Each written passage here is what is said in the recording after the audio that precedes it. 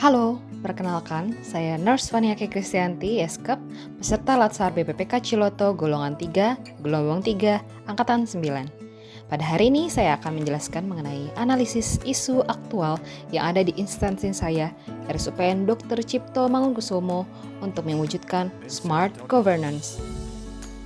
Pada video ini akan dijelaskan mengenai tahapan analisa isu aktual yang dimulai dengan identifikasi isu, kemudian analisis isu, dilanjutkan dengan penapisan isu atau core issue, kemudian analisis penyebab isu, dan diakhiri dengan penyelesaian isu. Pada tahapan pertama, kita akan melakukan identifikasi isu. Adapun isu yang aktual sedang terjadi di RSCM adalah sebagai berikut. Peralihan rekam medik tertulis dengan rekam medik elektronik atau EMR, kurangnya implementasi Service Excellence pada pegawai RSCM, pelaksanaan pelatihan metode daring yang kurang optimal. Setelah isu didapatkan, maka perlu dianalisis masing-masing isu. Isu pertama yaitu peralihan rekam medik tertulis kepada rekam medik elektronik atau EMR. Penggunaan IT mulai digalakkan di RSUPN Dr. Cipto Mangunkusumo beberapa tahun terakhir.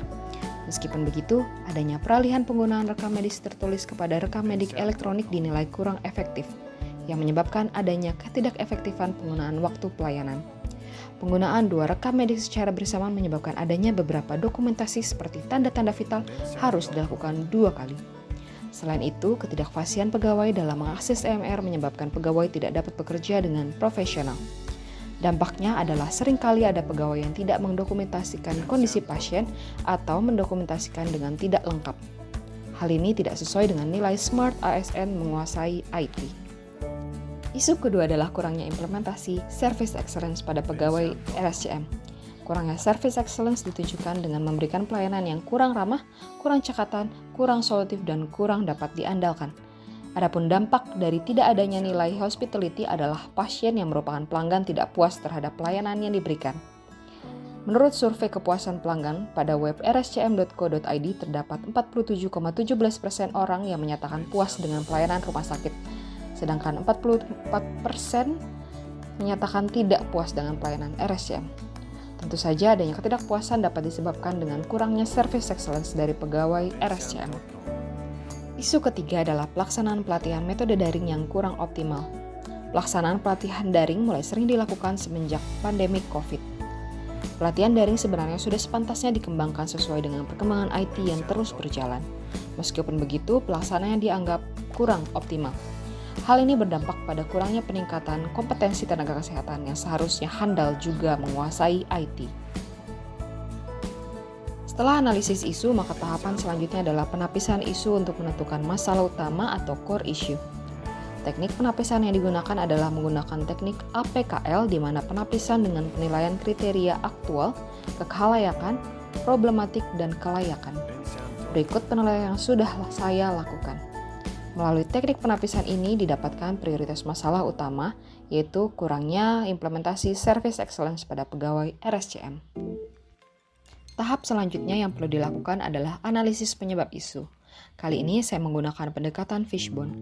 Berikut bagian fishbone di mana cabang utama dibagi menjadi surroundings, systems, skills, dan suppliers. Pada penyebab dari surroundings, didapatkan adanya penyebab dari pasien yang sakit dan cemas sehingga pasien kurang bersikap ramah dan banyak menuntut kepada pegawai. Penyebab kedua adalah adanya jumlah pasien yang sangat banyak. Pada penyebab dari sistem, didapatkan bahwa kurang pelatihan dan tidak adanya pengingat untuk pegawai menyebabkan kurangnya implementasi Service Excellence. Pada penyebab dari skills, didapatkan bahwa memang ada ketidakmampuan pegawai yang berorientasi pelayanan.